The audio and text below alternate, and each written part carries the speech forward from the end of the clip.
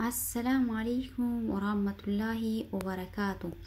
الشمع أركفوني جرجرت أمتك أشتي أمتك جاللا في أمتك كبجا أكم جرتني فيا كيسني نجني سنبدا الحمد لله رب العالمين أنس نججر إيجا أبولي وانكيا عملي فيديو براك أباني ولدي تبيني جرا فيديو كان لايك شير gochuudhaan hanqinaa fi wanta jiru hundumayyuu komentii jalatti nuuf kaa'uu fi nabisuu indagatinaa isiniin jechuun jaaladha. Egaa gara viidiyootitti taruu innaa lillahi wa innaa ilayhi raaji'uun jechuudhaan eegalla.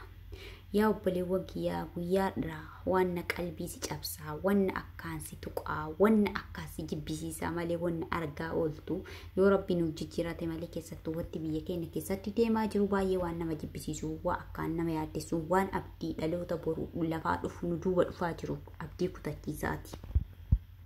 Akkuma suuraa irratti argitanii obboleessi keenya kun abbaan keenya kun haadha manaa isaa ajjeesuudhaan bifa suukanneessaa ta'een jechuudha. Gajara yookaan sibiila dheeraa ni beeknan jedhee yaada morma namarraa darbu saniin kukkutuudhaan bifa kanaan zambeelli yookaan wanta wayii keessatti guuruudhaan bifa suukanneessaa ajjeesee dhiisee osoo ajjeesuu bicha osoo hin ta'in ajjeesee qaama isii kukkutuudhaan kan inni argame jechuudha. Qaama seeraa jala oolee jira dhalataa Harargee lixaati. Hedduu ka akka nama rifachiisu yaa obboleewwan kiyya silaa biyya garamitti deemaa jirra kan jedhu nama shakkisiisa. Waa hedduutu yaa uummata kiyya mallattoo qiyaamaarraa waa hedduutu mul'ataa jira. Mee bakkuma jirtaniif akkuma jirtanitti rabbii keessan nuuf kadhadhaadha.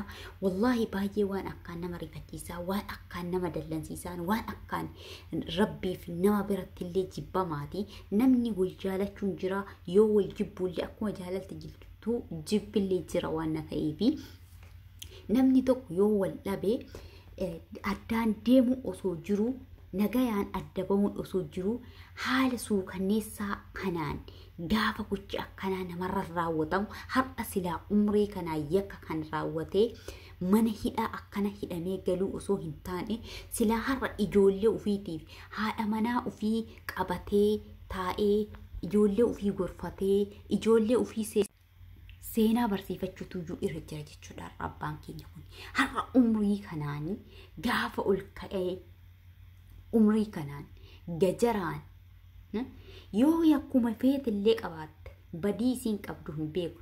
Badiin kamiyyuu badimmaan kamiyyuu yoo jibbes abbaan manaatiif haati manaa yoo holdhabe yoo hin barbaanne ta'e karaa nagaati ofirraa bobbaasee geggeessuu osoo danda'u gaafa gocha suukanneessaa akkana ajjeesee hin dhiibne qaama isii gajaraan kukkutee akka kinoo baadiyyaatti qoraanii tokko qoraan gurguddaa tokko faasiidhaan kukkutanii diqqeessan akka qoraaniititti ilmi namaa gaafa ilma namaa akkanatti karattafee jiru dhugaa rabbii waan dhaloota dhufullee abdii kutachiisaati jechuudha. Wanti raawwatamaa jiru wanna akka nama jibbisiisu wanna akka sammuu dhaloota lafaa dhufaa jiru tuquu fi abdii kutachiisuudha jechuudha.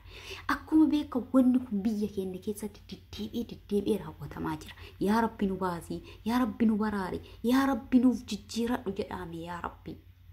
Gaafa abbaan keenya gadi deebi'ee haadha keenya umrii kanaanii ajjeesee hin dhiibne bifa goommanaati goomman ittiin karattafaniin karattafee harka maaltuyyuu nama ajjeesuu irra taree reeffa karattafa. Inna lillahi wa inna ilayhi raaji'uun. Yaa uummata keenya guyyaarraa maal dhagaa jirra? Guyyaarraa waan abdii nama kutachiisu. Dhalataan lafaa dhufu abdii kutata. Dhalataan lafaa dhufu kana argaa kan arkana laalaa guddatu xiinsammuu itti ta'aa deema dhalataa lafaa dhufti jechuudha. Amma abbaan ijoollee yoo qabaate abbaan keenya kun ijoollee yoo qabaate ijoollee ma isaattuyyuu akka inni haadha ijoollee godhe kana godhuuf ta'a. Jazaan ni kafalamti gubbaarratti. بديه قبضوت بديه إسين قبضو نتم بين إسان لماني في ربي توسان بيكا قرو أمو إمنا ماتي كان بلي سيني كان دوغن قرهن جرو يو دوغن قرو جنجراتو اتجيب بسيس أفراباسو كان برابي ديم أسو جرو نام أجيسون برابي إسابو قومنا نمني كوكتون جناسو كوكتانيا كان اللي فكاو وقا ربي وان أكا نما جبسيسوت وان أكا أبدين نما كتاجيسات ما لقاو لا جراء gochuun karaawwatame har'a raawwatame abbaan keenya kan argaa jirtu kun haadha keenya ajjeesuudhaan bifa suukannis ajjeesuudhaan jinaasa isii karattafuudhaaf akkanatti wannaa keessatti zambeelli maal jedhama kan meeshaatti guurata isa keessatti guuree qabamee garamtu wannaa seeraa jala oolee jira jechuudha. Innaa lillahi wa innaa ilayhi raaji'uun. Haadha teenya yookaan obboleettii teenya rabbiin isiif haa araaramu abbaa keenya. Sammuu isaa nagaarratti akkana godhee sammuu tuqamee jireenyi Itoophiyaa illee yoo tokko nama yeroo baay'ee surree godhatee yoo deemu nama nagaa surree keessa kamaraatitu caala jechuudha. Jireenyi Itoophiyaa nama jibbisiistee jirti. Sammuu nama dhabsiistee jirti. Garuu yoo mata illee ilmi namaa akkamitti ilma namaa irra kana dalaga. Har'a inni wajjin nyaatee wajjin dhugee wajjin gachiisee ilmoo irraa argatee harka maaliin ajjeesuu bira taree karattaaf akka goommanaatitti amma jinaas argitan kuni mormaa olin mul'ata malee karattafamee jira kukutamee jira jechuudha. Gadi guuramee wanna keessatti gadi guurame Harargee lixa keessatti harkaan har'a raawwatamee jechuudha. Inna lillahi wa inna ilayhi raaji'uun. Inna lillahi wa inna ilayhi raaji'uun. Wallahi biyya keenya keessa wanti kuffaashii ta'ee jira yaa ummata. Maal dhagaa jirra? Duuba akkamitti namni akkamitti gara bultiitti uf amanee deema. In dubartiin takka ilma dhiiraati akkamitti amantee seenti kana gaafa laaltu. Dhalataan duubaa dhufu kawaa hedduu fuuldura bultii ijaarrachuu hedduu burgufuu hedduu ta'a kun jechuudha. Biyya keenya keessatti bakka faashin ta'ee deemaa jira jechuudha. Yaadatta dhiyootanillee haati manaa abbaa manaa ajjeesuu bira tartee akka goommanaatitti karattaftee shintibeetii keessatti argame. Tuun ammoo abbaa manaa ajjeestee algaa irra bultu jalatti awwaaltee irra rafaa irra jiraataa turte jechuudha. Innaa lillahi wa innaa ilayhi raaji'uun. Bara maal keessa jirra yaa dhaloota? Bara maal keessa jirra yaa Oromoo? Maali kun gochuu fokkataa suukanneessaa sammuu namaa tokko? Maali kun gochuu fokkataa xiin sammuu namatti ta'u? Maaliif namni wal dhabaa? Yoo wal biraa deeme gaariidhaa miti.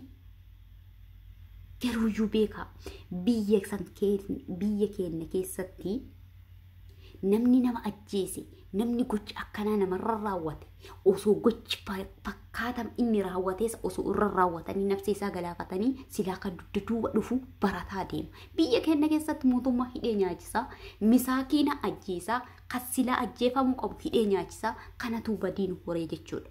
Inna lillahi wa inna ilayhi raaji'uun. Wallahi baay'ee nama guba. Wallahi baay'ee nama rifachiisa. Gocha akkaan nama dallansiisu. Rabbiinis dallansiisu namas dallansiisu. Rabbiin qarallee akkuma keenya laalee nu horatee bara. Akkuma ofii laalee nu horatee bara akki keenya silaa hata bakka akkaanitti buusa ture. Haalli keenya yaa Rabbii badaa wajjin kabadii dalaga wajjin masaakiina keessa oolchitee hin galaafatin yaa Rabbii keenya. Yaa Rabbi nu sattan.